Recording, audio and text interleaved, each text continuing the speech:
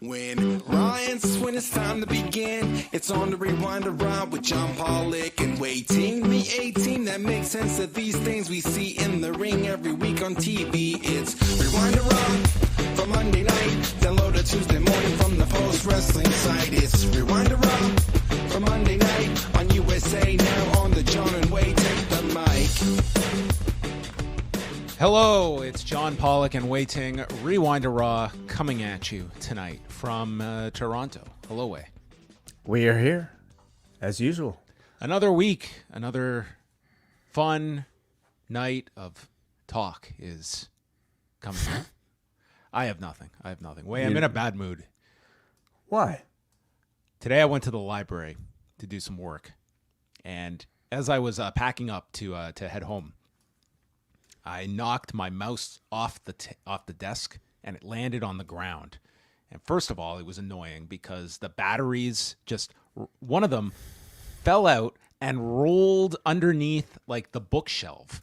And it's this tiny area. So I have to get all the way down on the ground here in the library. I have to get my pen and reach in to get this battery back because I'm not leaving this battery behind, okay? Leave no battery behind.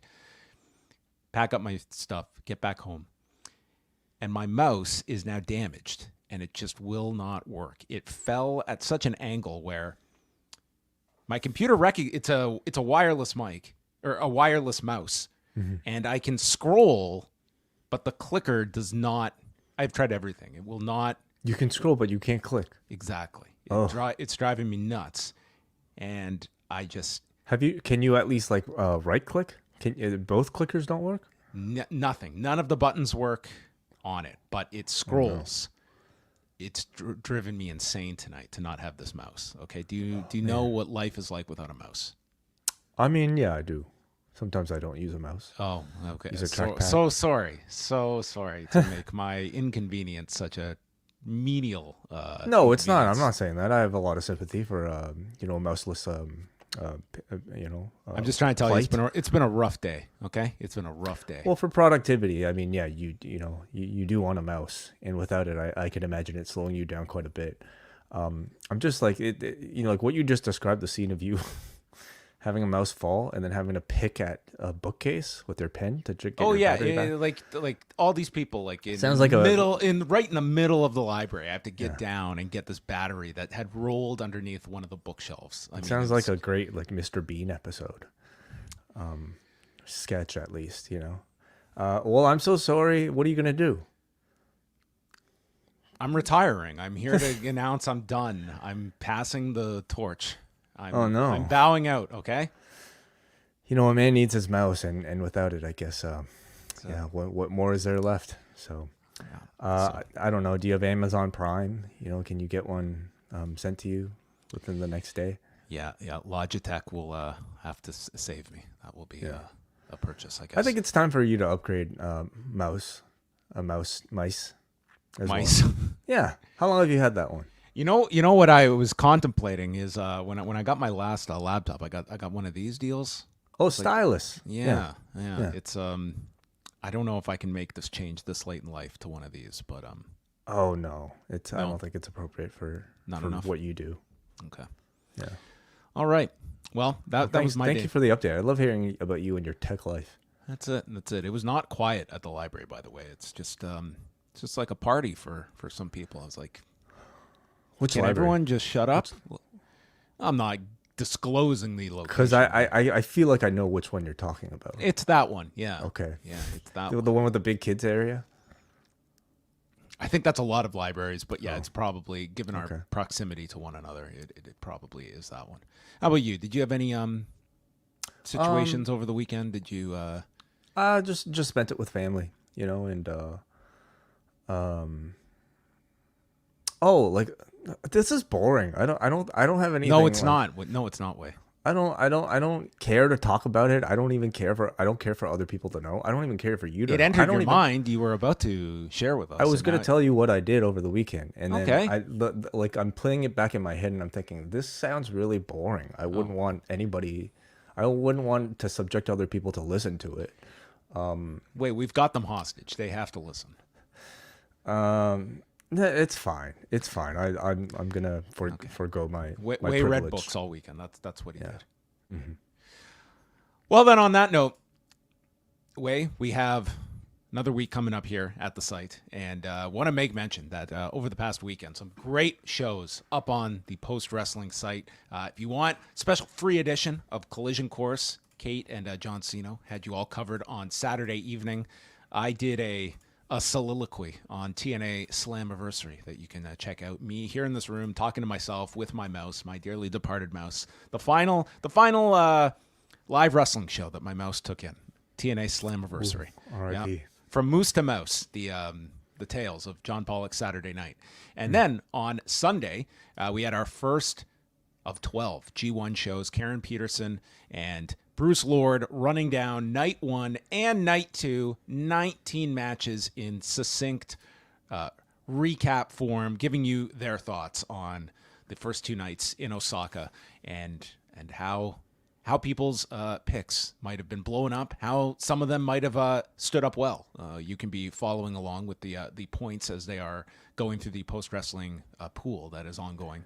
Yeah, by the way, on all of these show descriptions, even if you're not signed up to the cafe, which you should be so you can listen to the reviews, but if you simply want to go to the show descriptions over at postwrestling.com, with every one of these podcasts, we will have our hosts give their match recommendation. So if you don't have the time to watch all 19 matches from the opening weekend, or maybe you have time, maybe you have time to cherry pick maybe the top 3 from each night, which Bruce and Karen have very nicely indicated here. So go to postwrestling.com for that, or sign up for free to our free tier at postwrestlingcafe.com. Yeah, we throw you nuggets on the free tier up on postwrestlingcafe.com. If you want to join, just take a glimpse into the window, see what's going on inside of the cafe, and then maybe you'll want to ring the bell and come in. You come in and loiter. We don't mind, Just don't disturb the paying customers, which I don't think you will. That's right. Keep it quiet, unlike the library. And then Sunday night, the NWA podcast. I am halfway through this thing. I'm not exaggerating. I think this is their best show ever. This is one of the best breakdowns of this whole Joe Biden transfer of power to Kamala Harris over the weekend, which is, I mean, someone out there needs to recut this WrestleMania behind the curtain trailer into this story. Oh, it's gonna happen. We're maybe after November, maybe even after January. I'm sure the documentary will be there. I guess Paul Levesque is Nancy Pelosi, and I think who's The Rock and who's Cody. I mean, Cody would probably be Kamala Harris, and I mean, Joe Biden's kind of The Rock in this scenario, although he's not going to be headlining night 1 or night 2. Might be in a prominent position at the convention next month, perhaps. I think that's going to be the big. Okay. It's going to be Joe Biden Appreciation Night at the convention, I think. Yeah, sure. Interesting. I don't know about that analogy fully, but maybe I'm sure there's something there. It's a great discussion that they have. The first half of the show is dedicated to this. And when you say the first half, you mean the first 2.5 hours, okay? Yes. Because this is a mammoth first half 5-hour show. They spent the first 2.5 hours talking about this. And for those unaware, Chris actually has a career in politics, so he comes in with a lot of hot takes and a lot of insight and a lot of information, which you can choose to agree with or disagree with, but it is I'll tell you, there wasn't any show, any outlet that I was looking forward to cover this more than the NWA podcast on Sunday. So listen to that in the free feed. Yes, I watched a ton of coverage on all of this stuff on Sunday, and honestly, I think Chris is the most likely of anyone on this site to pop up on Bill Maher one day. I think Chris is he's shooting for the stars, but he has a great discussion, as he does with Nate, Andrew, and of course Two-Way Ray, who is manning the super chats in quick and fast and furious fashion on Sunday night. So go check all of that out from the NWA podcast. All right, let's talk a bit about what is going on in the news. And an unfortunate story to start off. There was this big fire in Cleveland, And unfortunately, one of the buildings that was destroyed was Johnny Gargano, his family's restaurant, Gargano's Catering. This was like a massive fire. It took, apparently, just looking at the local news, took nearly 70 firefighters that were called upon to help put this fire out that lasted over 3 hours, did around $700,000 in damages. And Johnny Gargano did post a note about this, that his father had worked in that building for 50 years, and his father's 82, and thankfully he was not there when the fire began. But yeah, you can see some of the photos, and he had noted that, you know, it was a place like some fans would go by for, he was expecting it for SummerSlam weekend in 2 weeks as well. So just very sad. I mean, his whole, you know, his father, I'm sure many members of his family attached to this place. So it's just a very sad story, but this was covered pretty significantly in the Cleveland news. Heartbreaking, really, you know, and for it to happen right now, just mere weeks before what might have been like its busiest weekend like ever, you know, just given kind of like Gargano's sort of newfound notoriety as part of a main roster, and then SummerSlam, an arena, you know, or sorry, a stadium level show coming to the city full of wrestling fans. Very sad, but at the same time, maybe some silver lining there, because I guarantee you, if they open up any sort of pop up Gargano's anywhere, it will receive a ton of support. But the bigger heartbreak, of course, is just the loss of the building. You know, 50 years. That's a lot of time to put into anything. That's a lifetime. And I imagine maybe like even, you know, despite the fact that he's 82 years old, probably had no intentions of retiring. And even beyond retirement, maybe had plans of passing it on to future family members. Who knows? All that is unfortunately gone now. But thankfully people are okay. Buildings can always be rebuilt. Memories can be made again. So hopefully there's still a future for Gargano's. I was curious to try the pizza. I was like I'll be honest, I wasn't even familiar with this before this news, but I was like just reading it on Yelp, and they had like a lot of like positive reviews, and like the pizza sounded like it was like a specialty. Yeah. So anyway, as Wai mentioned, the main thing is no one was hurt here, because it was a gigantic fire that they had. TNT Sports, they put out a statement online. This is going to get contentious. That is my prediction. But today was their deadline to submit their matching rights, because the NBA had presented TNT, Warner Brothers Discovery, with the offers that they have on the table. And TNT Sports wrote, "We're proud of how we have delivered for basketball fans by providing best-in-class coverage throughout our 4-decade partnership with the NBA in an effort to continue our long-standing partnership during both exclusive and non-exclusive negotiation periods. We acted in good faith to present strong bids that were fair to both parties. Regrettably, the league notified us of its intention to accept other offers for the games in our current rights package, leaving us to proceed under the matching rights provision, which is an integral part of our current agreement and the rights we have paid for under it. We have reviewed the offers and matched one of them. This will allow fans to keep enjoying our unparalleled coverage, including the best live game productions in the industry and our iconic studio shows and talent, while building on our proven 40-year commitment for many more years. Our matching paperwork was submitted to the league today. We look forward to the NBA executing our new contract." Very presumptuous with that last sentence, but the belief is that they are not trying to match the NBC package, which is the biggest package and the main one that TNT, basically what TNT's deal was. They are trying to match the $1.8 billion deal that Amazon has made. And I just cannot see this ending unless they are going to the courts, or if Warner Brothers Discovery is given some sort of just something to alleviate this and go away. Because you're just not going to force your way into this relationship that clearly the NBA is ready to move on from. And it is going to be the question of like, what is a match? Part of this is going to be stating that we can offer you TNT and for the streaming component on Max, but they're going to state our Amazon package is just for streaming, and Amazon is stronger than Max. Like, Amazon has a worldwide presence, whereas Max is much more limited. And they're going to have their reasons of like why we want this to be an exclusively streaming package as opposed to being on linear television. It's just, it's very like uncomfortable. It's very uncomfortable. It's like the girl is breaking up with you, and you're making you're trying to argue why you're not going to accept that. You can't break up with me. It No. says on this. Yeah. We are a match, and she has probably made a match with someone else, and it's named Amazon. So, all this is to say, like, why are we talking about this? Could this have an impact on AEW? It could. It could not as well. But this is like the identity of TNT is going to be drastically altered. Whether they somehow, through a miracle, could work out a deal with the NBA, or if they lose the NBA. Like, those are two very different realities for TNT. Okay. I guess my question is, in that analogy, is AEW just sort of like, the other person in waiting, hoping that this person breaks up fully with, the person that doesn't want anything to do with them?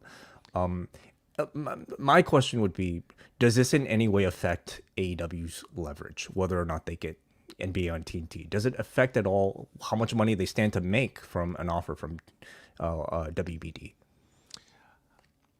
I mean, I could only kind of guess, being that this is going to take up a lot of Warner Brothers Discovery's focus. And can they even finalize a deal with AEW until they have this squared away and they know what their programming will be a year from now? Because they still have the NBA for the next season. It's the following season that these new deals go into effect. But financially, I mean, WBD has an enormous debt load, and to match this, you're committing to $1.8 billion per year versus not. But then you're losing some major prestige programming for You're possibly yourself. getting a weaker station overall without That's the it. Like, TNT becomes a lot less desirable to a lot of these carriers when you're removing the NBA package from it. So this is going to have a massive impact regardless of what happens here. And with AEW, I mean, depending on when this exclusive negotiating period ends, if it's officially ended now, like we know July it was going to end. Like, I don't know what your thought is on AEW. Like, you have Tony Khan describing we're in the red zone. Like, how close are they to a deal? It would be like, my thought would be it's very hard for Warner Brothers Discovery to commit to AEW when they don't have this all squared away. And this could be done and they could just walk away from the NBA, but that is not what they want to be doing. They want to try and make this match and go after this Amazon package. But I would think like they have a commitment to AEW that I wouldn't be too concerned about this, but you can never be too sure when it comes to how one thing could affect the other, and if there's a trickle-down effect that it impacts other programming. Maybe to an even bigger concern for AEW, does WBD have a matching clause for the Big Bang Theory contract? Oh, I would hope that they have matching rights for the Big Bang Theory, because that would be just too much of a loss. This is the NBA. You'll get over it, but Big Bang Theory, that's your high school sweetheart right there. So anyway, we will continue the tumultuous period of this nasty breakup led by David Zaslav. All right, let us continue on. The G1 kicked off over the weekend, and we're not going to go through the shows. Karen and Bruce did a really great job of doing that, but some of the stories coming out of the weekend. So in the A block, Zack Sabre Jr. and Evil are on top. They are both 2-0 after 2 matches apiece. While on the B block, Hanare and Yuya Uemura have 4 points at 2-0, while Konosuke Takeshita and Jeff Cobb are still undefeated, but they've only had 1 match each, and they're going to be facing off against each other tomorrow on Tuesday's show, because their match was supposed to be part of the Sunday shows, but Takeshita was doing the DDT show, and that got moved to Tuesday. You had Naito coming out of the gate, losing both of his first 2 matches as IWGP champion, as did David Finlay, who is the global heavyweight champion, lost his first 2. And I would say if we're focusing on the native stars that have the biggest spotlight in terms of increasing the profile on Shota Umino, Yota Tsuji, and Yuya Uemura, I have to say of the 3, I think Yuya Uemura has had a really great tournament so far, just 2 matches in. Yota Tsuji had an excellent match with Konosuke Takeshita. I kind of divorce Ren Narita now from this list. Like, just watching him at this point, I feel this House of Torture, this is nothing new. It just feels like such a dead-end character for him that I don't even see someone in the class of somebody that is like the future of New Japan. Not in this current incarnation that Ren Narita is in. He feels like just a guy that is almost feels like he is our next Yujiro. And you know how damning a comparison that is if it's coming from me. I really like Ren Narita, but I do not like him in this role. And he just feels as though he's kind of migrated off to the side, and I'm more focused on, Umino, Uemura, and Tsuji. But yeah, Yuya Uemura had, I see a ton of upside in him. Tsuji might be the front runner of the 3, but I think Uemura, that guy could have a really excellent breakthrough tournament as well. And they also gave wins on the first night to both Oleg Boltin and Callum Newman, somewhat surprisingly, which is going to do havoc on my ballot because I think I had Newman losing all of his matches in the G1 and Oleg Boltin at least picking up some wins were my predictions, as I recall. What were your stand-up matches so far of the weekend? As you've got them here from night 2, I would state that Zack Sabre Jr. and Tetsuya Naito had a pretty nice match together. Naito looked better in these 2 matches, certainly than the Jon Moxley match, but the Sabre match was, he also had Zack Sabre Jr. and Shingo Takagi as his opponents. That one was a very good match. Gabe Kidd, while we're talking about it, I think Gabe Kidd, he had a surprisingly good match with Evil on the first night, like just a good brawl and going all over the arena. And then with Great Khan, there was a ton of intensity to this match that Gabe Kidd brings. So I would certainly say that one stood out for me. And Uemura and Goto was pretty good for the performance they had in Uemura beating Goto. I'd recommend Umino Takagi, and I liked Zack and Naito as well. So kind of those are the matches that stood out. And yeah, the first night here, Tsuji and Takeshita was really, really excellent here. I'd agree with a lot of these. Jake Lee hasn't really stood out for me 2 matches in so far, but they did book him very strong against Sonata on the first night. That was the shortest match of the 10 on night number 1. But I wouldn't say like insane match of the year candidates so far. Tsuji and Takeshita got very, very good. I think Takeshita is going to be very strong in this tournament. But I did find, like, for 19 matches, they did not feel like a slog to get through. So those were our first 2 nights. And Tuesday, they're in Hiroshima, and we've got Tetsuya Naito against Jake Lee, Sonata versus Evil, the rematch that I know everyone is counting down to, especially Eric Marcotte. Shota Umino against Gabe Kidd. Great Khan against Shingo Takagi. Zack Sabre Jr. versus Callum Newman. That's an interesting match. And then Konosuke Takeshita and Jeff Cobb is the lone B-block match on Tuesday's show. Our next G1 show will be Thursday with myself and Eric Marcotte. We'll go through Tuesday and Thursday's tournament matches. So that's coming up Thursday. And Sunday, I think a first-time pairing. They've mentioned there's 50 first-time matches in this year's G1. Well, Post Wrestling has a first-time combination of Kate from Montreal and Karen Peterson this Sunday as they review Day 5 and Day 6 that are happening this Saturday and Sunday. Yeah, I'm almost ashamed to say, but this is, I think, the first time we've had 2 women host a show together in Post Wrestling's history, and that alone, I think, we've always wanted to hear these 2 do a show together, and I think Kate has kind of said as much to me. We just never really had the opportunity to do it, and now we do. The G1 coming up this week. So the G and G1 is for the girls. Thank you, Karen Peterson. So I'm looking very much forward to that. I'm looking forward to hearing Kate on these shows talk about New Japan as well. So postwrestling.com/G1 for all of your G1 coverage over at Post Wrestling, including our contest results. Of course, our contest sponsored by chop-tees.com/postwrestling.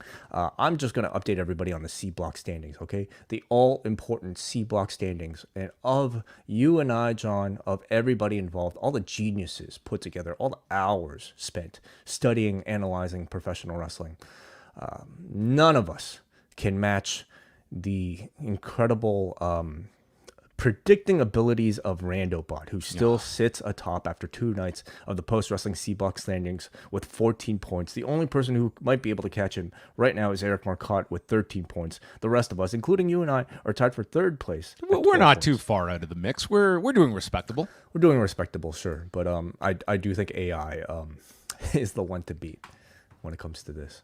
Okay, well, Randobot is leading things. It's us versus technology for the next month. We'll see how we fare. Collision on Saturday. It was their first night at the Esports Stadium in Arlington, Texas. WrestleTix announced 1,238 tickets distributed. The keynotes coming out of it, Darby Allin issuing the challenge to Jack Perry, so that looks to be the TNT title match for All In on August 25th. Unfortunately, Sky Blue broke her foot in the match with Hikaru Shida when she was taking a pescado to the floor, and then posted an update with her foot in a cast. So yeah, she'll be out of action for some time. But this was one of those occasions where they just called the match off immediately and they didn't try to gut their way through it. It became pretty evident that Sky Blue could not continue. And very unfortunate. I did think Shida just improvised and just played to the crowd, and then later had to do a promo on the show. So obviously she was going to be winning because this was setting up a match with Britt Baker for Wednesday that we'll see. And we also had the debut of Hologram beating Gringo Loco. Those were some of the highlights of Collision. Did you get to see the setup at all? For yeah, Collision? I watched a bit of it, and I watched mainly for the production, for the setup, and the new theme music, which a lot of people don't seem to enjoy. I think the new the music is what it is. Okay, it's been a year since the Elton John thing. I'm assuming they didn't want to pay for it, or they just, I don't know, whatever. I don't think it's a big deal. It's just a theme song. Everybody, we're here for the show, not necessarily the music. I think we'll all get used to it fine. The set I think looks great. I heard Cino and Kate talk about it, and I think Cino brought up that it's either reminiscent of, or it might directly be some sort of esports stadium. So it's really well lit. And I think for 1,000, crowd, it looks and sounds, I think, about as good as you could expect. I think it's a step up from the Performance Center. It doesn't feel as artificial as the Performance Center, for instance, with their giant LED screens everywhere. The atmosphere, at least for this first show, I thought was quite good. Some contract news. Over the weekend, Fightful had reported that Bobby Lashley's contract is going to be up sometime over the next month. And then Dave Meltzer also adding that MVP's contract is going to be up. And the Observer is expecting that neither is going to be coming back. So this naturally brings up where these two end up. Bobby Lashley is an interesting one because he's 48 years old now. He has not wrestled since May 5th. If you remember, he was announced for the King of the Ring tournament and then got swapped in a qualifying match, and we haven't seen him since. MVP Omos has been a really interesting one where he's been on TV 3 times over the last year. He's been assigned battle royals, and the rest, it's just house shows that he works with MVP in his corner. So yeah, Omos has pretty much just not been used during this Paul Levesque run. And I guess when you're looking at things, people are going to look naturally at an AEW. Is a Bobby Lashley someone that you're going after? I think the answer is whether or not a new talent can provide any sort of new eyeballs or buzz for your company. And I think in Lashley's case, the answer is yes. I guess the only question is how much is he expecting? How much money is he asking for? And are you going to get your return on investment the way Tony Khan thinks they might with the Sasha, Ospreay, or Okada? Is Lashley asking for the same type of money as any of those talents? But I would definitely at least consider it, especially if the sort of rumors are out there that they might be looking towards a Hurt Business reunion. I think the Hurt Business is one of those concepts that you definitely get the sense that they left a lot, that they didn't fully see to their potential.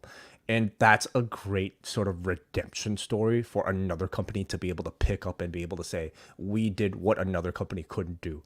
It's what, kind of WWE based their like identities of like Steve Austin and like Mick Foley and, on Terrorize and like you name it, all these guys that were neglected by this other company the Radicals, like that we brought over and were able to manage to make stars. WWE is sort of like doing similar with talents coming over from AEW. So for AEW to be able to take the hurt business and actually to give them the type of story and the type of role that WWE missed out on, I think would be good for that sort of like brand war.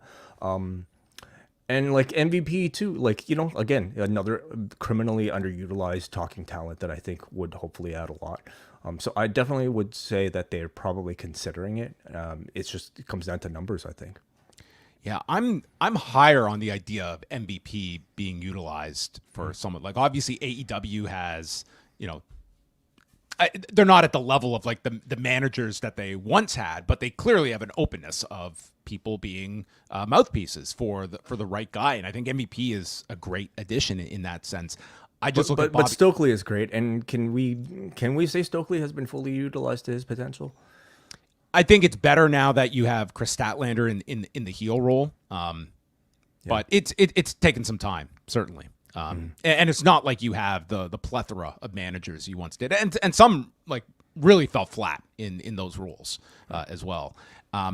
With Lashley, I look at the age factor, and more so, it's just another guy that I don't think would be coming at a discounted rate either. This guy has had some very big earnings years here in WWE. Was someone that was handled very well in this return to WWE. Towards the end, maybe, but not for a good chunk of it.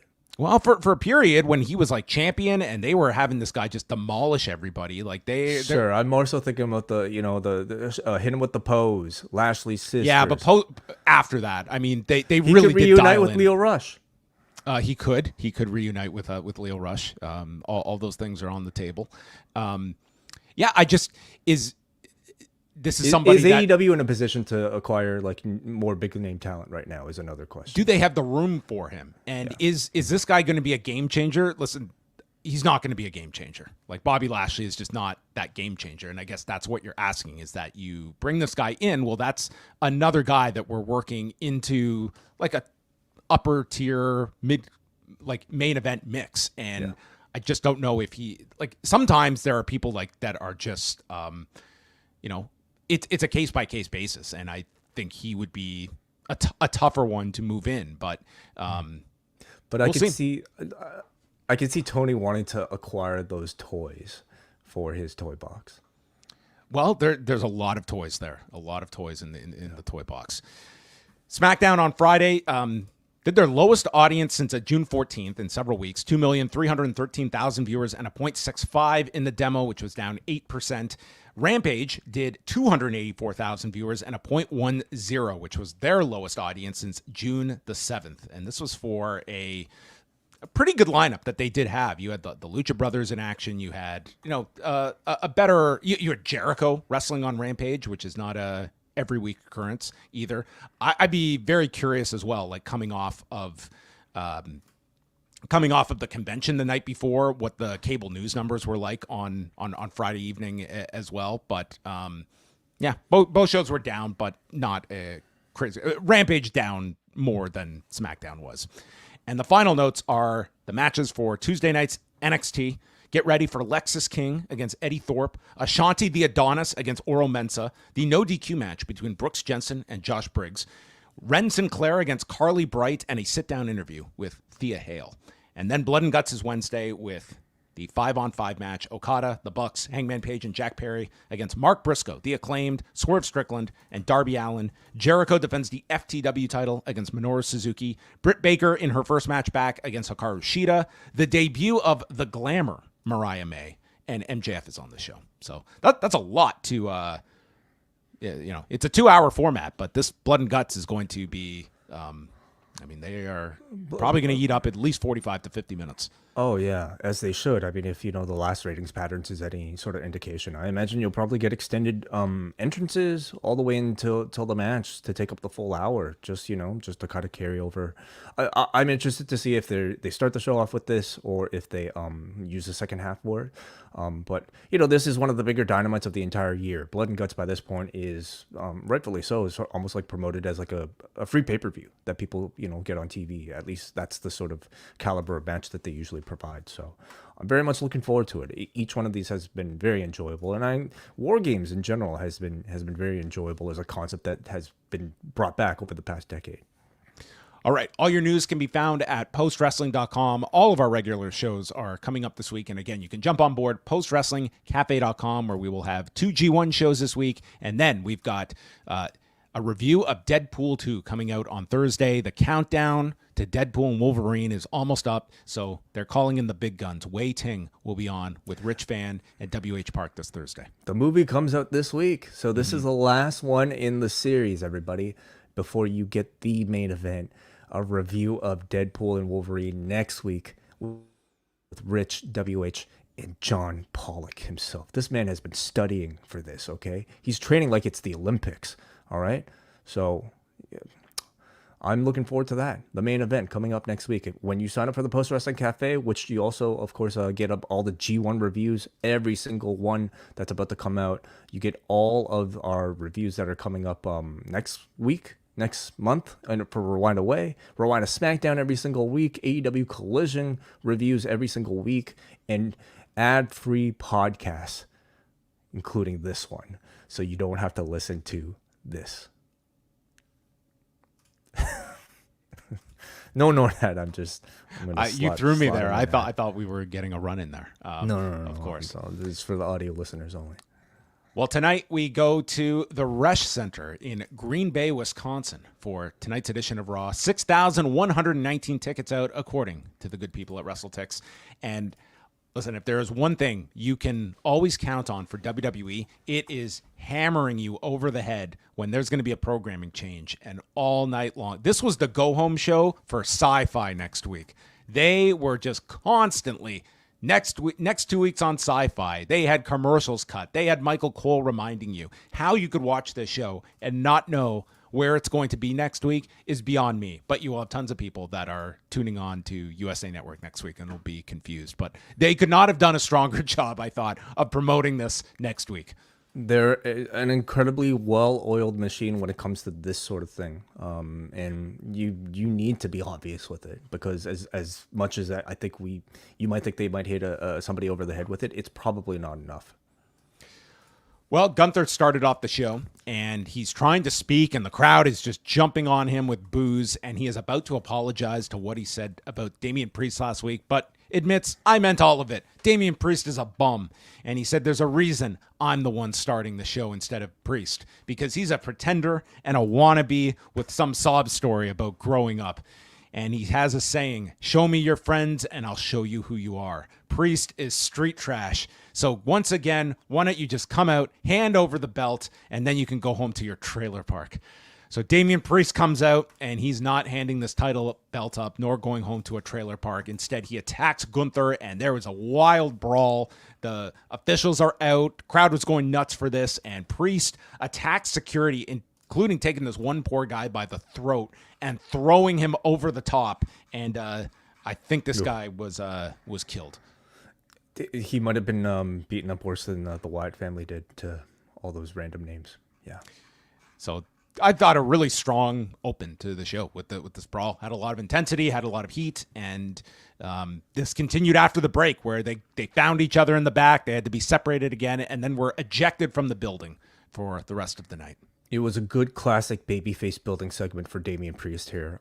And, at this point, like, Priest's promo is passable, but there's really nothing he could have said. No promo he could have cut in a segment like this that I think would have garnered as big of a reaction as just coming out and just not saying anything and just beating Gunther up for the lines that he said last week. Tonight's reaction, I think, exactly showed how effective last week's promo segment was and how effective calling somebody, what do you call him? What's a bum? Trailer park trash? I don't think he called him. He called him trailer park trash maybe this week. Last He week said go home to the trailer park, and he called him a bum. Yeah, Street trash. Street trash. Yes. Okay, Yeah. we got to be specific. All right. Yeah. This Anyway. isn't trash you put in the wastebasket. This is stuff you put out by the curb on Friday mornings. Yes, yes. I think it's turned Damian Priest into, to me, the most over he's been in this run. Certainly as a babyface, but maybe even as a character in general since he's won the championship. So they're doing a great job of making what I felt was like a bit of a challenging main event for SummerSlam feel like it's an effective main event for SummerSlam. Ilja Dragunov against Bron Breakker. This is the number one contenders match to determine who faces Sami Zayn at SummerSlam. And Bron just pummels him at the beginning when Ilja comes back with this vicious knee. They go to the edge of the apron, and Ilja tries to lift up Bron, but he pops off. And then Bron manages to lift Ilja and drop him down, ribs first, on top of the post. And this would set up our commercial break as Ilja had to sell his ribs, and this man looked like he was about to go into labor with how intense he was selling. These were like contractions the man was feeling after each gutbuster. Yeah. So there's these spinning chops from Ilja. He stops Bron with a boot and lands the Constantine special. And then multiple attempts before he finally gets Bron up for a powerbomb because the ribs are giving him issues. And we see the no-hands Frankensteiner that Pat McAfee is now calling the Breakensteiner. Ladies and gentlemen, the Breakensteiner. Yeah. And that leads to a big near fall. This crowd is just going nuts. And then he tries for the H-bomb, hits it, but he cannot capitalize, but takes him to the edge, lands a Death Valley driver. And then Ilja leaps off the apron for an H-bomb and is speared in midair, crashing into the LED screen at the side of the ring. And there was this little detail where Ilja's selling on the floor, and Bron rolls into the ring. And he doesn't just stand there. He goes into the corner and gets into the position for the spear, as if he's going to roll in to break the count right into a spear. But it's not even needed because the referee, Daphne LaShawn, goes to the floor and she just stops the match. And Bron is declared the winner in 13:04, setting up a rematch with Zayn and Breakker. I thought this was one of the better WWE TV matches in a while. I thought this was spectacular. It was really, really excellent. Yeah. I mean, these two are the two top call-ups of this year's draft. And by this point, several months in, I think both have made like a good name for themselves for like their very highly intense styles. Both have like also pretty strongly established characters, but I would say both really got over by the quality of their matches and I think the distinctiveness of their in-ring styles. Both felt really hot going into this match and both felt really hot even coming out of it. I think the finish is a good finish. You know, for one thing, it makes Bron look devastating, puts him in title contention, and makes Dragunov, to me, like look tough, with the only way to beat him being via this sort of like fluky type of finish. Never quits, you know, like, so they're doing a great job with both these guys. And at this point, like knowing that they're going to Breakker versus Sami for SummerSlam, does it change your opinion of Sami beating Bron at all? I don't even know what your opinion was, actually. I forget. But I saw a lot of backlash against, like, you know, how could they have Bron Breakker lose in Toronto? I don't even remember how I felt at this point. There's been a lot of wrestling since then. But I like the way they got Bron back to the championship match. They gave him a legitimate win here. You know, it wasn't just coming out, attacking Sami Zayn and, you know, boom, title shot. He beat the number one contender, or at least the perceived number one contender in Ilja Dragunov, and sets the stage for a bigger win in a stadium for Bron Breakker. Yeah, I mean, the story they're going with is that Bron underestimated Sami Zayn at Money in the Bank, and this time around, you obviously have the believability that either guy can win this match. I wasn't crazy about Bron losing in such a fashion in Toronto. I don't think it was, you know, detrimental to the guy, and I think you'd be questioning it if he lost similar at SummerSlam, but I don't know if too many people are expecting that at SummerSlam. No, I can't see it. I think they're already, you know, giving us the Sami Zayn IC title exit strategy by the end of this show. Yes, we'll get to that. Mm-hmm. Judgment Day, a lot of Judgment Day on the show, minus Damian Priest, who's been ejected. And Rhea says that eventually they will all hold the gold again. And Dominik asks about Jey Uso's tweet towards Rhea asking for her number. And you replied with yeet. And Rhea just kind of laughs it off and says, very important line, I've also been looking at your socials too. So we have now incorporated their socials into story. We have. So yes. a lot has been learned then by these two. Maybe this is an open relationship. Yeah. To a degree. To a degree. Liv Morgan not part of those open borders. Well, okay. So I don't. I can't explain, John. Okay, maybe the characters that they play have a different filter. That only allows them to see the in character posts of their social media accounts. I don't know if we're supposed to think that deeply about it. Okay. Should wrestlers have separate social media accounts for their characters? No. This is most people are up to speed here.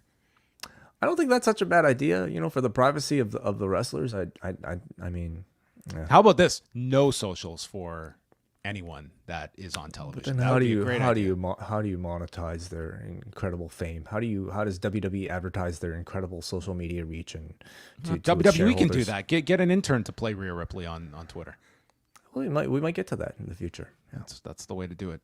It's Akira Tozawa's birthday. Oh, before we get there, so after the references, Balor says, Dom, you need to face Jey Uso tonight, and Rhea thinks this is a horrible idea, and she gets very protective of Jey, not to put your hands on him, and tells Dom, use your brain. And Balor is just goading Dominik and says, you know what you need to do. So we get, again, Finn Balor is the one kind of stirring the pot here, and I think you're more and more focusing on him, which is probably not by accident. No, I don't think so. No. They have a birthday cake for Tozawa. It's his 39th birthday, and they're with Xavier Woods, and they're about to celebrate their birthday with a 6-man tag. Lyra Valkyria has Katana Chance and Kaden Carter in her corner against Sonya Deville. They got a lot more time this week for Sonya Deville than last week's minute. So Lyra crashes through the ropes and kind of just fell to the floor here to set up the commercial. Comes back, Lyra hit a Northern Lights. The crowd was kind of subdued for this. The Deville's Advocate. We need a better, I love a good pun, but this is not a good one. Deville's Advocate, yeah. I get what they're going for, but it's not a smooth one. It's like a maybe a decent YouTube show title. Even that I guess you could question, but it's not great for like a serious finisher for what is like a pretty serious character at this point. So Deville's Advocate is countered with a gut-wrench sit-out powerbomb by Lyra. Starks then knocks Lyra off the turnbuckle, and we get everyone fighting on the floor. Lyra goes for a drop kick through the ropes, and it leaves her back to Sonya to capitalize and hit Deville's Advocate and win in 8 minutes and 9 seconds. Yeah. I thought the match was just kind of okay. Pretty typical build to like a 6-person feud. Not particularly hot with this crowd. Didn't do a whole lot to increase my interest in the program, but I think the continued repeat appearances that they're giving this particular crew, and we include Zelina Vega in that as well, I think has ultimately like helped the entire mid card of this women's division. And then as Shayna Baszler was walking to the back with Zoey Stark, she saw a fan in a hoodie who nailed her, and it was Miyu Yamashita who said, I'll see you this Sunday in Brooklyn. And that was our setup angle for Bloodsport. No, it did not happen. But yeah, we will get would be great. Shayna Baszler at Bloodsport. And I would not be surprised if they had like Deville and Stark in her corner potentially for something like this. Yeah, wasn't Stark in the last one? No, Baszler was in the last one. Wasn't Stark in the corner last time? Was she in the corner? Maybe she was. From what I remember. Anyway, I have a very foggy memory, everybody. But yeah, it's a really. I mean, I don't sense any sort of acknowledgement on WWE TV about any of this. No, not for this. But it's fascinating. You got Shayna, you got the Creeds. Who else from the WWE? Are we going to get a graphic for Nick Khan if he is set to appear and make his second Bloodsport appearance? If Brett Lauderdale was had to say, I think you would see that. It would be a wonderful advertisement, but I don't think so. No. So we did not get a hand delivery this week. We just got the maybe they Just They figured out how to use Dropbox. Yeah, we got the Wyatt Dropbox. And this week's message is from Nikki Cross. We're going to learn about her. And what we learned about her was they ignored you and watched you suffer. And we get the close-up as she starts sobbing and then just screams. And I mean screams. Cool production. I can't say I learned anything about the inner turmoil of Nikki Cross here compared to the others. Yeah, I was a little bit disappointed. I felt like they had set an expectation that we were going to get serious interview backstories for each of the members. That this kind of broke the streak, right? You know, we got some sort of profile on Nikki Cross, but it just came in the form of like an in-character, sort of like thin, muffled, heavily filtered type of few lines in character, and then just a big scream, which, listen, like, if it's not such a bad thing if they realize there's nothing any of these few could say to top what we'd already heard. We discussed last week, how could they possibly top what, you know, both Bo Dallas and what Eric Rowan were able to give us, because theirs were real. You can't possibly have Nikki Cross come out and say something in character. Alexa Bliss really hurt me. You know, like what I've been always almost a superhero, but never officially. Exactly. Yeah. Like that would have sounded silly. So this might have been the best option that they had, you know, just have her come out, like show her character a little bit, scream, just to kind of leave some impression for audiences. So at this point, I think they've done enough to establish the group that these are enough. I was sulking in the background for 6 months and never did it lead anywhere. Yeah, that would be the angle I would take if she had to cut a real promo. Yeah. Second hour begins with CM Punk, who comes out to start the our second hour, and he asks Green Bay, "Is the Bay green? Hello? Is this on?" And then he points out, "Well, my shoes are pink." More silence. I was like, man, he better have something here.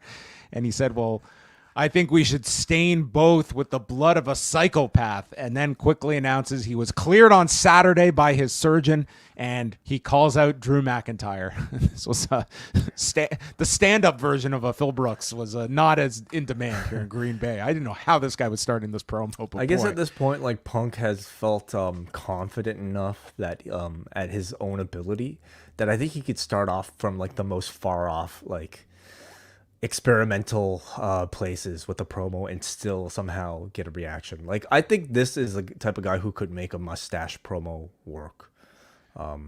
Eli Cottonwood. So maybe this was his attempt to show, hey, I can say whatever I want. Is the Bay green? Yeah, you got it. Yeah. Mm-hmm. Drew walks out and he says that nothing will stop him from getting into that ring except for the fact I don't want to. So Punk charges at him, but the refs are out and they pull Punk away from him. Drew says this match is a lot bigger than Green Bay. And he pulls out the bracelet, the dreaded bracelet. And Adam Pearce explains that Drew is reinstated. Punk is cleared. The match is official for SummerSlam. But if either lay a finger on the other, the match is off and both will be suspended. And then says, we also have a referee problem. And boom, Seth Rollins' music plays. And I don't know if this was when he was supposed to be cued, but he comes out and it almost felt as though Pearce was supposed to, I don't know, it just felt awkward the way he comes out. But then Rollins explained what he is here for and calls both Punk and Drew morons. And everyone else is scared to get between them, but not Seth. He will be the guest referee, upsetting both Drew and Punk. And next week we will have a segment with the three of them as Seth goes over the referee's instructions. Not a contract signing, not a face-to-face. It is the referee's instructions.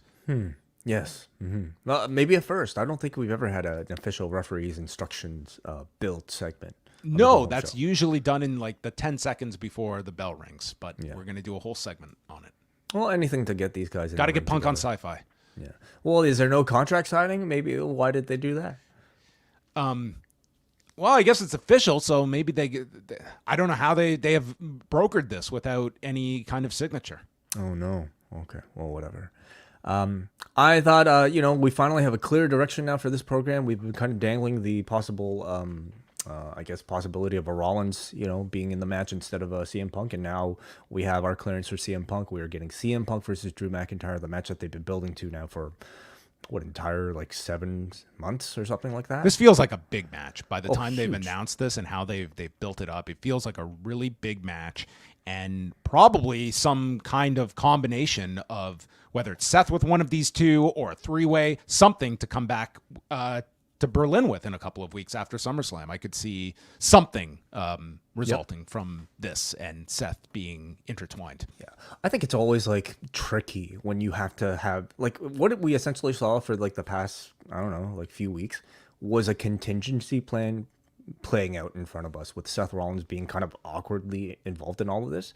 But I think they overall did a pretty good job weaving him into this to feel as organically as you can, while still waiting, for Punk status in limbo.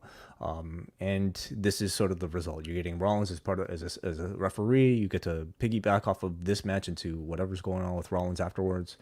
So overall, I think they handled it pretty well. Yeah, you could argue this feels like the biggest match at SummerSlam. Yeah, you could. Yeah, maybe the longest built. Would you say? Yeah. If you're tracing this back to that night after the Rumble, and I prayed for this to happen to you. I mean, they've kept it hot this whole period. Just Punk coming back for a match. This is his first singles match. First televised. He did that run of he did some house shows, but yeah, this is pretty much the first singles match you've seen in this return. So I hope he kind of plays it safe, man. I don't think they can. I'm sure everyone is hoping for that, but this is, I mean, you have to do a pretty big match here with this. This is going to be this is one of your featured matches on the whole show. Yeah, don't just man, be careful of every single step, CM Punk. They waited a long time for this. No crowd surfing. No springboards. Judgment Day is in the back, and they have split up into teams to look for Jay, and then Dom is left alone, and he runs into Liv Morgan, and she is assuring him everything's going to be okay when Finn comes back and says, Dom, what are you doing with her? And sends Dominik away from Liv. So again, we get more of Finn Balor, and it just happens to be caught in the middle of all of this. The Balor involvement, exactly, is probably the standout fact of all of this. He's the one to lead Dominik into the specific direction. He's the one to catch Dom with Liv Morgan so that he could report back to the Judgment Day, which will, of course, come to bite Dom in the ass. So they're pointing a lot of fingers at Finn Balor with this episode. Kathy Kelly interviewed Sami Zayn, and he said that Bron and Ilja went to war for a chance at this title. The word is not concerned that he is with Bron, but I'm taking it seriously, and he better not make the same mistake he did at Money in the Bank and take me lightly, because I will be bringing 100%. Mm-hmm. And then he hears a commotion, and it's Carlito and JD who have attacked Jey Uso, and Zayn comes to the rescue, saving his former Bloodline stablemate. And that will set up our main event for the show with Zayn and Jey Uso teaming up. Yeah. Mm-hmm. They showed Otis and Braun Strowman at Lambeau Field earlier in the day, and that takes us to Xavier Woods, Otis, and Akira Tozawa against Karrion Kross and AOP that we have had all week to await. And boy, Otis was a god here in his home state of Wisconsin. This guy got you could argue this guy got the biggest reaction on the show. They went nuts for this guy. They're chanting for him. When he finally is tagged in, they erupt. He rips off his shirt, and we go to commercial, comes back, and there's Otis is just running wild on Razor, hits the Caterpillar, and then Tozawa goes for a crossbody to AOP on the floor. Woods is in there, and the legal man with Kross, when Kross catches Woods with the final prayer, which is basically an F5, and he pins Woods in 8 minutes and 36 seconds. Mm-hmm. The final prayer. It's really good to see that. I mean, it feels like it's been a few weeks of inactivity, at least for Otis. I mean, at least not coming out and having a significant segment with Chad Gable. But it was good to see, at least with this crowd, that I don't think that layoff has hurt him at all. I hope this sort of reaction carries on with other crowds. I hope he's even on TV in the next few weeks. Yes, I'm just watching this graphic, and I'd love to be in the head of Paul Ellering. That guy he's like, he's just like an accessory here in the back. I mean, it's they really got to squeeze him into the graphic. Is he doing house shows? They're not doing house shows. Oh, you're right. Okay. Well, so I mean, like house shows are pretty few and far between. Interesting. Yeah. Chad Gable comes out, and Woods is just taking off. He's done for the night.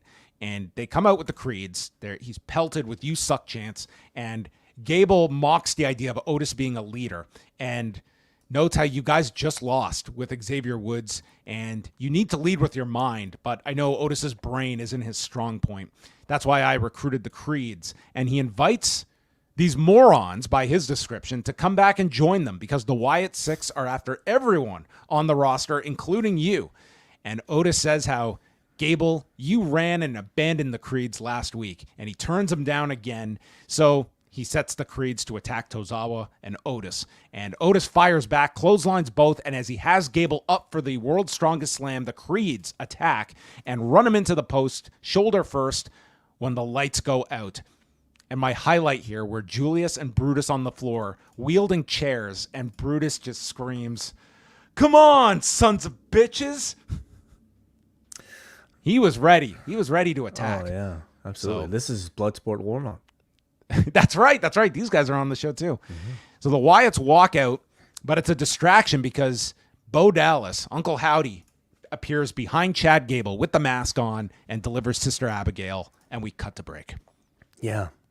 Yeah, there we go. Simple segment, but the crowd, again, when those lights go out, the crowds go nuts for them, and this was simple segment. Yeah, up until this point, they managed to, like, I think there are always going to be a lot of questions whenever they re-debuted the Wyatts without Bray Wyatt. We could say now, like, a month in, they managed to successfully keep this storyline hot. You can argue this crowd is hotter now than they were upon debut. And I guess they pivoted them to a babyface act if they weren't already before. And we're getting more and more closer to seeing what this group is going to look like in ring. Here, you got to see, I guess, I think we know the opponents, too, the way they've set this up. Yes, and we got to see Bo Dallas in his in-ring attire, which looks to be black pants and like a, black shirt. The Wai Ting weekend attire. Yeah. Similar to, I think, how The Fiend looked. Is that right? Like the type of tights. Anyway, it continues to maybe tell us that, like, they're probably going to continue wrestling like they're regular people, but just they happen to be wearing these masks. Mm-hmm. So, which I think is a decent way of doing it. I'm curious to see if they keep the lights low for their matches or if they go away with that. I think that was obviously, like, pretty poorly received overall anytime they tried it with Bray. So I continue to be interested. They continue to get great reactions just upon entrance alone. So, yeah.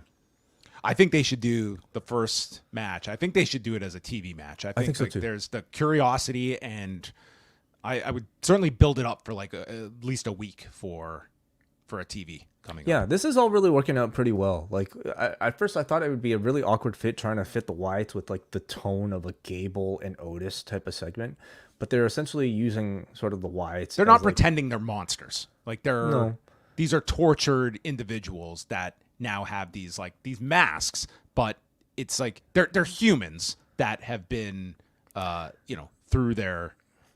Essentially, we are building to a squash match for the Wyatts against the Creeds and Gable, and I feel bad for the Creeds in that scenario as a first match, but as a way to just kind of punish Gable and like for doing wrong by Otis and Tozawa and Maxine.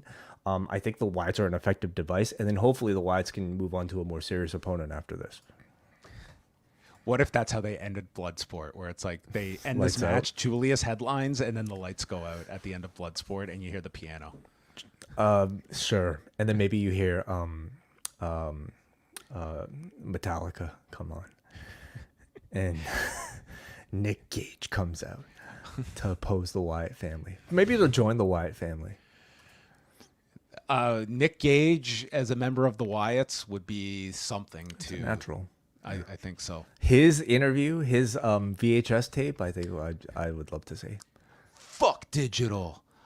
Everything on tapes. Well, he's a big attraction on Cameo, so I don't know if he's. Oh, all about tapes. he'd be. God, that's something to explore in this crossover. Bronson Reed against Pete Dunne doesn't get started because before the match begins, Sheamus attacks Dunne, then fights Reed, and he hits the 10 beats onto Dunne, and a brogue kick is avoided when Dunne rolls out, so he just hits poor Bronson was just collateral damage in the midst of the segment, but we got a bigger arrival here in WWE in 2024. It was blue jeans wearing Sheamus. Well, this is Sheamus in street attire. Oh, leisure. When have we seen this man in like leisure jeans here? You're right. Like I'm used to at this point. I'm used to seeing him in the Brawling Brutes hat, like the sort of Tiny Tim get up. You know, like this guy was just screaming like your neighbor on like a Saturday morning working on his garden vibes. Okay, like his fresh new Mark's Work Warehouse tire here. Like, look at this guy. Yeah. What are you doing on my property? Get off, little boy. Come on, sons of bitches. He had such a dad vibe here. Sheamus. All right. Well, Dad Sheamus. Yeah. Okay. Judgment Day is recovering in the clubhouse when Rhea asks what the hell happened. And Balor is sick of being disrespected. They're going to take on Zayn and Jey Uso tonight. And because he called us a joke, he's taking on Gunther next week. And Rhea says no one was supposed to touch Jey. Why is Sami involved now? And then she asks, where was Dominik during all of this? And Carlito goes, ask Liv. Excuse me? And she grabs Dominik like he's going to the principal's office. Instead, he is being forced out to the ring for a crossover segment. And he is forced down into the ring. And Dom is in the ring when Liv pops up in the crowd. And Liv states she has self-control and she can wait to get her hands on Rhea until SummerSlam, but says she has feelings for Dominik and knows Dominik has feelings for her. And Rhea, gorgeous men like Dominik don't go for girls like you. They go for girls like me.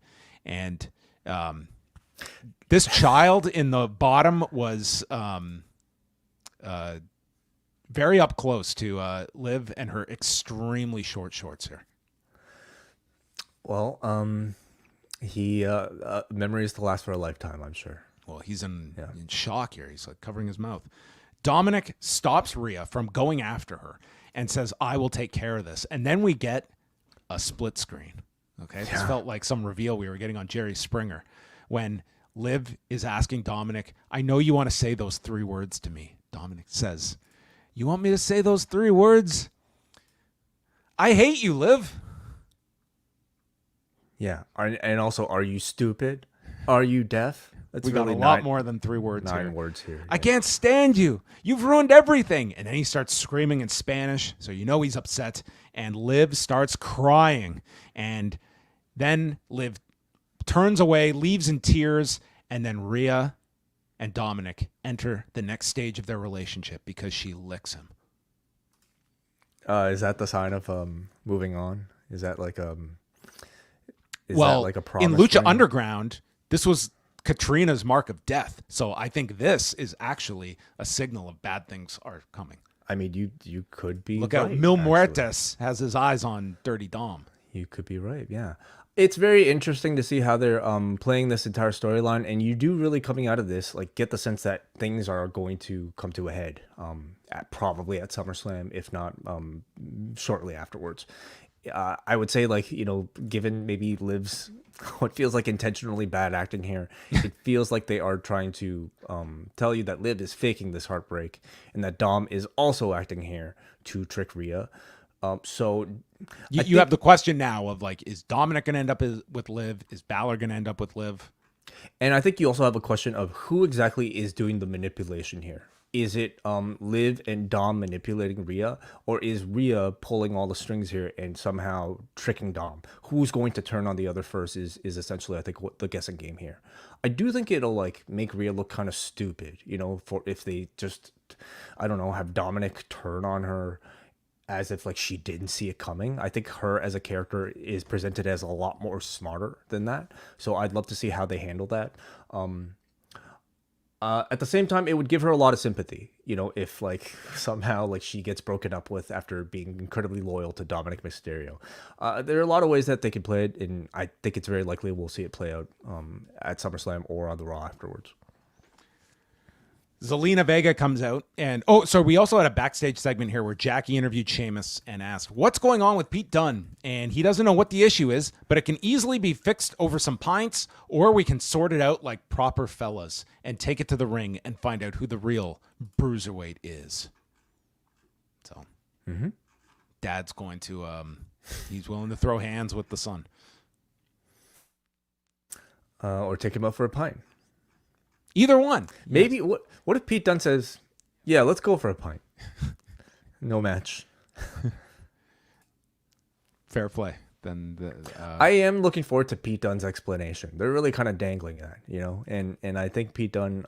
I just wanted him to say like, "You let me bark like a dog, or you let me act like a dog for like 5 months.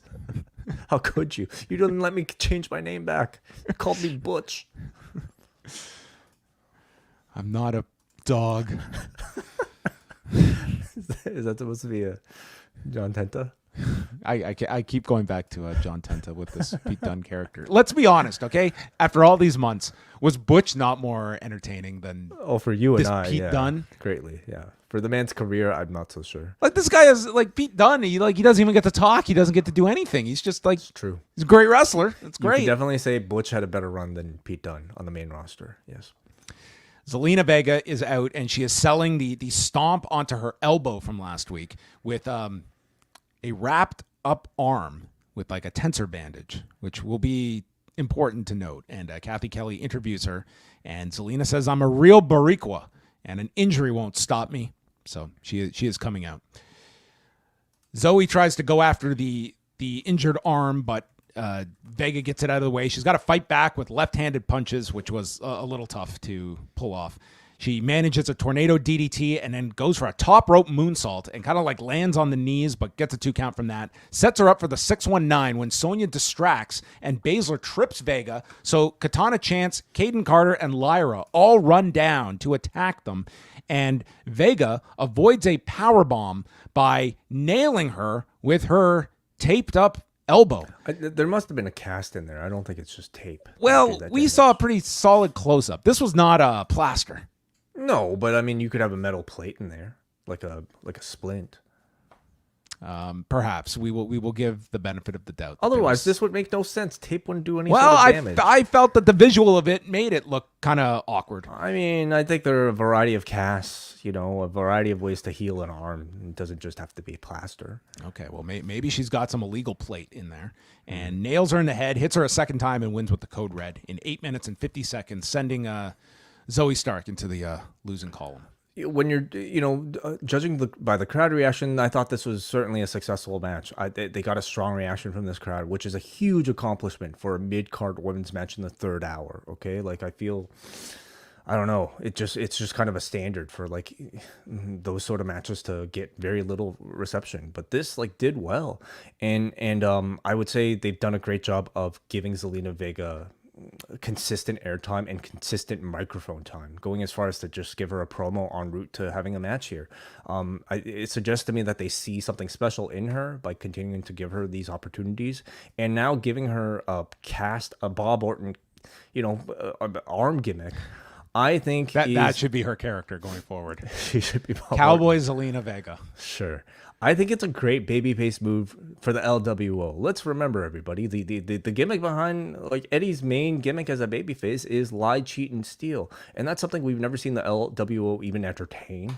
They almost up until this point feel like a rather clean cut, kind of boring babyface group, if I have to be honest. So Zelina doing this gives her a little bit of edge and certainly a bit more of an identifiable trait, which is sorely needed for this entire division. Adam Pearce is with Xavier Woods. He needs to have a match with Karrion Kross on Sci-Fi next week, and I have to do it by myself. And Adam Pearce says, okay, you've got 6 minutes. Yeah, this feud is like, it's not hot at all. When is the final chapter of this match, of this program? Yeah, ask the authors. Yeah, dude. I don't know, man. Like, short of like, I think Big E coming back and playing some sort of role, I just don't see this Woods and Final Testament thing. I guess like Woods can turn heel. That's sort of what they've been teasing this whole time. But it just feels so like irrelevant, you know. Drew walks up and asks Pierce about not being told ahead of time about Seth Rollins as the referee, talks about their history together, and Pierce explains that next week Rollins will give her instructions for the match. That's our setup for Monday. Maybe the instructions are really special. You know, maybe it'll take like 15 minutes to tell them all. Maybe it's like that UFC when they got in Detroit when Ken Shamrock fought Dan Severn, and the day of they had to change up the rules, and technically they weren't allowed closed fist punches. Yes. Okay. Yeah, maybe it's that. Jackie Redmond is with Isla Dawn and Elba Fire on Raw. So let's rewind, okay? Because I feel like this segment, they're treating me like I don't watch SmackDown. They came out on SmackDown and said next week you'll get a glimpse of these tag titles. So we got a glimpse of them tonight on Raw. I think that they meant SmackDown. Okay, well, we will get a glimpse because then Jackie explains that on Friday you're going to address the recent challenge issued by Bianca Belair and Jade Cargill. Yeah. I heard them address this challenge on Friday where they said not likely. They said you'll get a glimpse, and they don't know. Maybe they might give them a title shot. So they might change their minds, and by Friday, okay, it's on. We will face you. Yeah, gotcha. Essentially it was to promote like a talking segment for these two with Jade and Bianca likely interrupting. Kind of awkwardly presented, yeah. Okay. So Baszler, Stark, and Deville walk up. This is news to me, and I do watch Raw every week. They have been running this division on Raw. I mean, they're the dominant heel presence, I suppose. Yeah. They are the only heel presence. Right. Yes. Yeah. So therefore, by default, they've been running it. Yeah. And the baby faces are Katana Chance and Caden Carter? In Zelina, yeah. Okay. So they point out, the champions point out, wait a minute, you just lost like 5 minutes ago. You're not running anything. And says that Sonya warns, we are a bigger problem for you than Jade and Belair, and we will take your titles. And Isla Dawn responds, well, you can try. And Deville says, no, this is factual. We will take those titles. She's very confident. I mean, that's what you want. This is not an opinion, okay?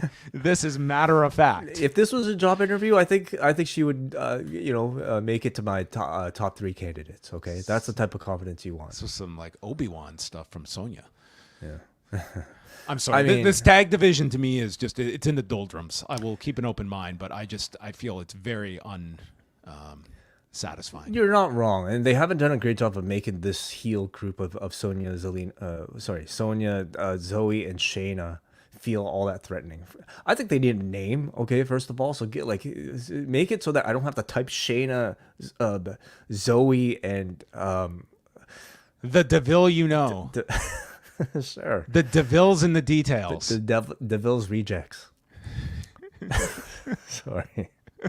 Whatever. Give me something, all right? Just to kind of like show me that this is a unit, all right?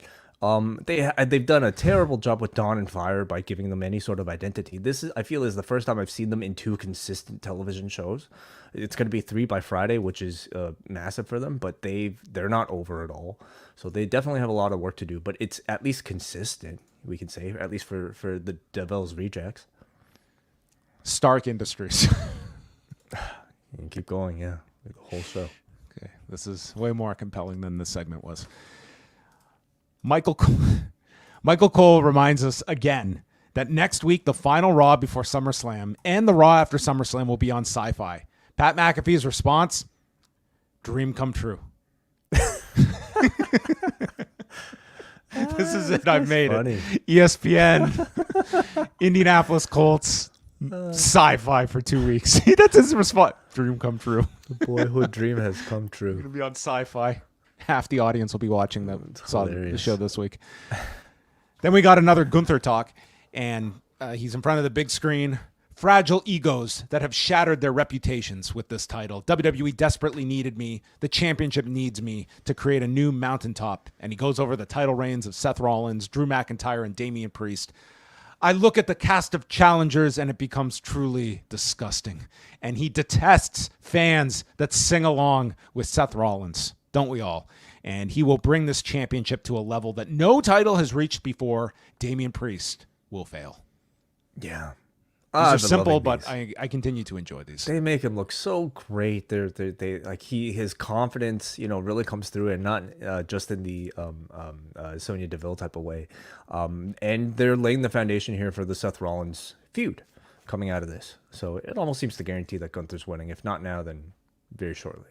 Imagine this company didn't care about what they're about, the third rail of politics, and you just had Gunther just bury Hulk Hogan here as a paper champion back in the day, and now this goof is off ripping his shirt like he's everybody's mascot for conventions. You think Gunther should speak at the DNC? I don't know if we don't know his politics. Really. Yeah, I mean there was one year they had Dwayne Johnson speak at both, so they kind of missed their opportunity. He could have been their representative at each. Do you think they acknowledge? Do you think we get a Hogan appearance anytime soon? Just given how close I think he's. Are you asking? Do you think they would shy away from a Hogan appearance because of it? Yes. No, I don't think so. He's doing an appearance for them next month at that Fanatics thing, but that's not a TV thing. That's that big autograph thing. I don't think it's going to deter them from utilizing a Hulk Hogan. I don't think obviously think of all the times that you see mainstream appearances and they show it. They were not going to show any highlights of Hogan on Raw tonight at the RNC, even though he was all over that thing and tons of attention on it. For whatever reason, it's such a different perspective they have versus the UFC when it comes to embedding themselves in politics. And that's whether you some people will applaud WWE for the fact that they have not injected themselves into that discourse, because I'm sure the thinking is that you're going to upset enough people with whatever you do. And showing Hogan tonight speaking at the RNC would have pissed off a segment of wrestling fans. Yeah, I think at this point, we can say the brand kind of have their political leanings in that WWE aims to be apolitical so that they can cast as wide of a net as possible for potential customers. Whereas UFC has deliberately leaned into one side so that they can have mass appeal to that entire side of customers. And both of them are probably very profitable for the both of them. Zayn and Jey Uso go through a sea of fans, and this is very smart. They are now selling foam hands for the Yeet hands, and both put these on and do their handshake before making their way out into the arena. So very, very, very cool entrance here with the two of them together. The Yeet hands, and you have to buy two of them? Is that right? Yeah. Do you want to quickly pull up and see how much do you think one hand is going for? Oh, okay. Let me see. Let's guess. I'm going to go 25 a hand. 25 a hand. Okay, I might be too generous. I want to say. So you have to buy them as a set. That's a good quote. Okay, if they come as a set, then they're no less than 30. There's no way. Well, I'm trying to pull it up right now, and it says this search did not match any products. Give me 1 second here. We've never seen these before, have we? These are the first time I recall seeing these. I don't know. So they may have only been introduced. To be honest, what's strange is I'm trying to pull them up here on the Canadian version of the shop, and they're not pulling up, even though on the Google search it's cached. Oh. So it does come up. So I don't know if it's just maybe they're sold out. Maybe that's it. I don't know. Well, it's a very smart. I'll tell you, Google, just by looking at this, seems to indicate $20.99 Canadian. $20.99. Yeah, and I don't know if that's for. I'm assuming that's for one. You're not getting two hands for $20.99. No way. Yeah. Okay. Well, next week on the show, St. Paul, Minnesota. We get the referee's instructions delivered from Seth Rollins. Lyra Valkyria. Is that a good value in your opinion? $21 Canadian for each hand. You're buying foam. Let me ask you this: what is your usage of this outside of your one night that you buy this at a wrestling show? What in your everyday life are you? Is that how you determine the value of an item? I mean, you're paying for something for a one-use only experience. And for a lot of people, that's any foam hand. Where the hell are you going to use any foam hand in real life? Okay, well, I don't have any foam hands, so I can't. I never got a foam hand, and It did leave me with a bit of FOMO. Very good. But I'm tired. You don't really seem like the foam hand type. John. No? You don't think I would? No, I don't see you at a Leafs game buying a Maple Leafs foam hand. Well, if they offered a Bruins one, maybe I'd have to. Finn Balor and JD McDonagh. Oh, yeah, the rest of Raw next week. Gunther and Balor. That should be fun. Woods against Cross. And then the sixth woman is Deville, Stark, and Baszler. Stark Industries against Caden Carter, Katana Chance, and Lyra Valkyria. Balor and JD again with Dominik and Carlito in the corner against Sami Zayn and Jey Uso. Non-title match with the tag champions in this one. Early on, Zayn hits an Arabian press to both on the floor, and then Zayn goes after Dominik, so the ref intervenes, allowing Carlito to post Zayn, and that sets up the break. They have the heat on Sami Zayn and build up to Jey getting the hot tag. Balor stops a spear with a kick, and then they trap Jey in their corner, and Balor is met with a super kick coming off the turnbuckle. Zayn and JD come in, and as he sets up for the haluva kick, Carlito distracts the referee. Dominik grabs Sami Zayn's leg, and that leads to JD hitting a standing Spanish fly onto Zayn for a big 2 count. The babyfaces come back, and we see the 1D by Jey and Sami Zayn. Balor is in to save his partner, and after the shotgun dropkick is stopped by a super kick, Jey nails Carlito and Dominik on the apron. JD then snaps Jey's throat on the rope, and the coup de grace connects. JD goes for a top rope moonsault, lands it on Jey, and Sami dives in for a save.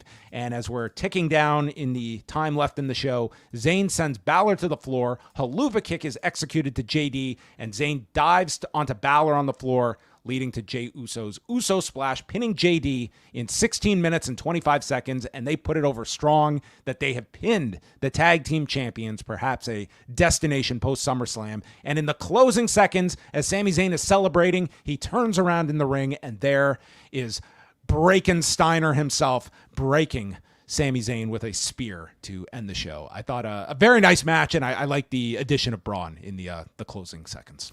Yeah, they're certainly paving the way for Jey Uso and Sami Zayn challenge against JD and Finn Balor after SummerSlam. But at the same time, they have to remind you, hey, this is still he's got a IC title defense against Bron Breakker coming up. So let's tie that in. I'm really glad to see that we're seeing Sami and Jey become a thing right now, because I don't think these two have actually had a run as a tag team before. We've had Sami and KO, of course. We've had Cody and Jey. But they've kind of largely kept, Sami and Jey apart from each other, at least when it comes to in-ring activity. And they have so much backstory, so much history together, and that's really been untapped so far. The chemistry is still there. Both of them are so much more over now than they were back when they were in the Bloodline. So I'm really looking forward to seeing these two actually have a run. Now, it would be a bit of a downgrade, I think, for Sami to having finished an IC title reign to just go back to the tag division. But what this opens the door for is, we talk about this ultimate showdown with your two bloodlines. Now you've injected, Sami is an obvious pick to be part of the original bloodline team, and this tandem leads the way for that. 100%. If you're looking at a War Games, I think this makes all the sense in the world that you establish this union between Jey and Sami now, and it's an easy segue come whenever you want to pull that trigger. The magnets are slowly reforming, and we're getting two of the pieces that have already joined. Maybe we get Jimmy after this, and then maybe the big dog soon to come. So very exciting. I'm loving the way that they're doing all of this. Unfortunately, I think it means Sami drops the IC title to Bron Breakker, who I think is a very suitable person to take the belt from him on a stage like SummerSlam. So it's all coming together really well. I think they're handling the main stories of the show very well heading to SummerSlam. So here's the update for SummerSlam. We're up to 7 matches. Damian Priest against Gunther, Bayley against Nia Jax, Liv Morgan versus Rhea Ripley, Cody Rhodes versus Solo Sikoa, Logan Paul against LA Knight, Sami Zayn against Bron Breakker, and CM Punk versus Drew McIntyre with Seth Rollins as the guest referee. So that's 7 singles matches and 6 title matches of the 7. And I could see this being what they cap the show at. I mean, maybe you squeeze one more match in here, but if it comes to a DIY tag title defense or Jade and Belair challenging for the tag titles, those seem more slotted for a SmackDown the night prior than on here. I mean, maybe you could throw in the women's tag onto this, but we can also maybe expect something for the kickoff if they really wanted to put something in there. But just for reference, I was curious about this. Last year we had 9 matches on SummerSlam. Oh, I look at this card. This looks like a 5-hour WWE show based on 7 matches, knowing their pacing. Oh yeah, and a lot of angles will be there. I think to me at least, I have a pretty high expectation that we might see Roman Reigns, at the end of the night. And we got that Jelly Roll performance too somewhere in here. Oh yes, yeah. We're gonna get to see that live. First so time excited. seeing Jelly Roll. Yeah, that's great. Yeah, Okay, so maybe they could still add some matches to this. it's possible. Yes, and you also have the earlier start time as well. They do have some flexibility of what they can go with, but it's shaping up really well. Like, this has been a pretty well built SummerSlam, and like I would argue, I think Punk and Drew feels like a really, really big match for next weekend or 2 weekends from now. Yeah. All right. Let us go on over. If you want to send in a super chat, you're welcome to do so. And we'll also take some feedback from forum.postwrestling.com. We have a couple of super chats here pretty early on in the show, so thank you guys for being very patient so that we can get to your super chats right about now, as soon as we're done the review. First one comes to us from Jake from the Windy City, who sends $10. Thank you, as always, for the support, Jake. He says, many people enjoy the NBA on TNT for Shaq, Charles Barkley, and Kenny Smith, way more than the games itself. That team and their chemistry is so important to their portfolio. Have either of you seen it?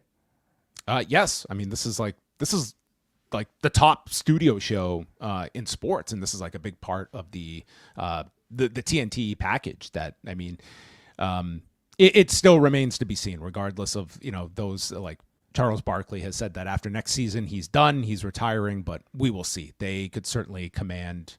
I mean, this is a very interesting part in the whole TNT package, if they could leverage this elsewhere, or if they just sunset the show. But yeah, that's a big part of it, and it's an excellent studio show. I mean, it's a huge part of, I think, the reason that TNT has been so entrenched with like NBA fans is because of the studio show that they've been doing.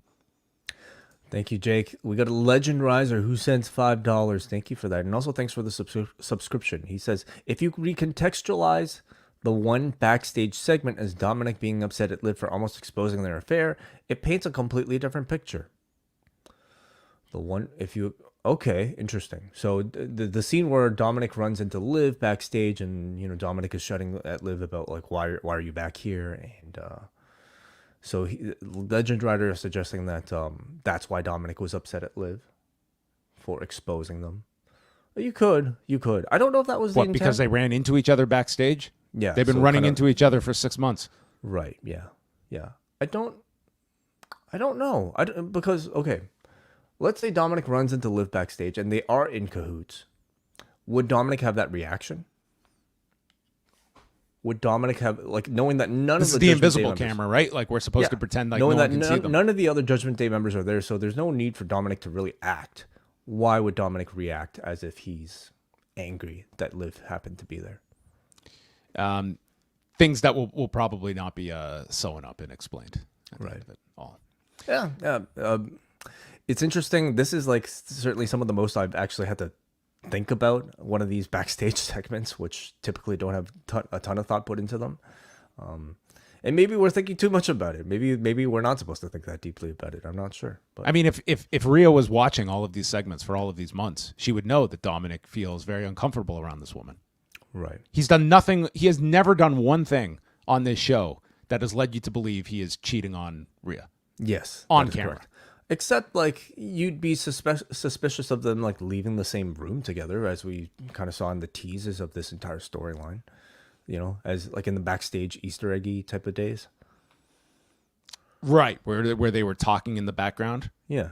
But that's still not enough to suggest anything. Like, There are a number of ways they could present this. It could be that Dominik has been telling the truth this entire time, and he's just simply getting played by... Well, we know he's getting played by Liv somehow. Right? Right. Even if they are proven to be there together, it's that Liv is pulling the strings manipulating, here. Yes. Yeah, okay. Let us continue, and we will go to Manny from Pacoima. The build to Gunther and Damian Priest once again delivered. They've done a good job at presenting Priest as the babyface. I'd be fine with either competitor coming out as champion. With the miscommunication between Lyra and Sonya, in which Lyra was yelling at Sonya to let go of her while she was in the gut wrench, I wonder what Sonya thought, what move Lyra was going to do. For those wondering what Dom told in Spanish, he threw a few curse words out, told her that he didn't understand what was going through her head, and finished it off by telling her he hated her with all of his life. Looking forward to Bloodsport this Sunday. And Aris and Galeno Del Mal had a nice match at GCW's Don't Tell Me What to Do. I also recommend checking out Braun Breaker's digital exclusive promos, especially the one that he cut last week. Thanks for that recommendation. Cool. Very cool. All right, let's go to Crooked Letter Mulligan, who says, Punk hates Drew, Drew hates Punk, Seth hates them both. What could go wrong? A smart move to have Seth as the special guest referee, as he shows us a graphic of SummerSlam's Taker versus Bret Hart match with Shawn Michaels as the special ref. Heart and soul. All right, who's going to make the first mistake? Dom finally grew a pair and sent Liv packing. I'm not buying it with Liv's crocodile tears. Judgment Day been acting real sus, and I bet the gut punch will hit hard. It came off too easy seeing Dom stand his guard. Gunther and Priest became must-see in 2 weeks flat. Bron and Ilja are becoming wrestling soulmates at this rate. Can Ilja get a win, please?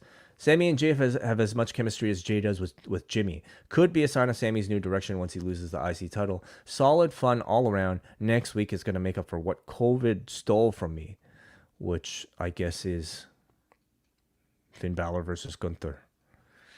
That was supposed to happen during COVID? Really? I forget. Oh, I'll take that's your word right. for it. Okay. So you get it next week on Sci-Fi. They're Dream come busting true. out everything. It's a dream come true. Yeah. Brian from New Jersey sounded like a hot crowd in Green Bay. They certainly had some reasons to keep the energy up between the Dom, Liv, Rhea drama and Punk Drew Rollins. Priest and Gunther throwing hands and Bo Dallas hitting his brother's move. Dom is absolutely positively going to screw over Rhea and hook up with Liv next weekend, though. Dom is forever the sub. Felt the in-ring high points of Breaker and Dragunov and the main event, even with the tag champs losing. Also, there was an ad for Dynamite Blood and Guts during Raw in the U.S. Interesting. We got Annie who says, I really enjoyed this episode of Raw. This is the show with the best storylines going at the moment. They've even managed to give the Wyatts pathos and have granted them as alter egos akin to what Cactus Jack and the Great Muta were to Foley and Muta respectively. That's an interesting way of considering it.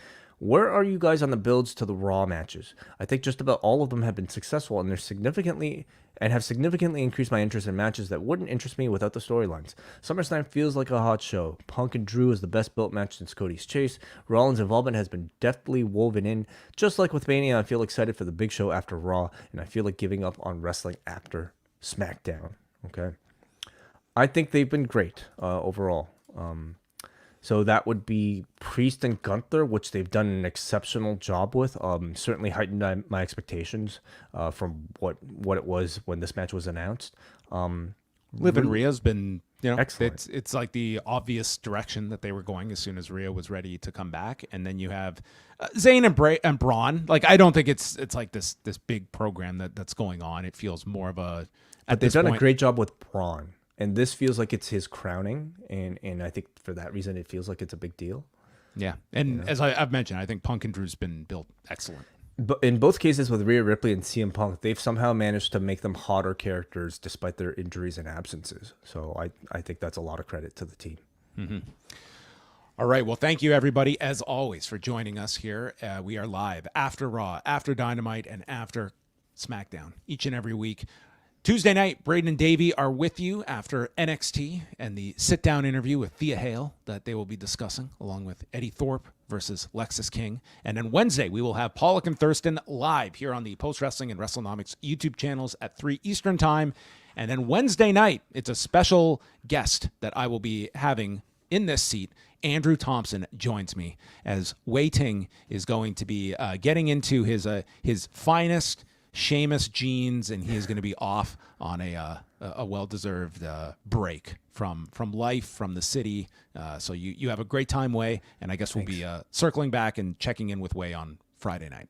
Well, I'll be on Thursday, actually, with our friends at MC Later talking about Deadpool. So I'll make the trip back just to do that review. Deadpool just for 2. WH. That's it. And then, of course, John's going to be having a really busy week because he's also up with Eric Marcotte on Thursday talking about the G1 days 3 and 4 exclusively in the Post Wrestling Cafe. And then look at this weekend. If you're a Post Wrestling Cafe member, you are getting your value alone this weekend. We got the G1 review with John and Eric on Thursday. We got MCU later with me, Rich, and WH on Thursday. Friday, John and I talking about SmackDown, okay? And then Saturday, Kate from Montreal and John Cena on Collision Course. And on Sunday, it is Kate and Karen Peterson talking about the G1 days 5 and 6. Show every single day, Thursday to Sunday this weekend. Yes, and one final thing is Saturday, a new Postmarks will be out with Bruce That Lord too. and David Myers. Yes, absolutely. Mm-hmm. All right, all of that can be found at postwrestling.com. As always, we thank you very much for all of your support of all things post wrestling, and we'll speak with you many, many times later this week.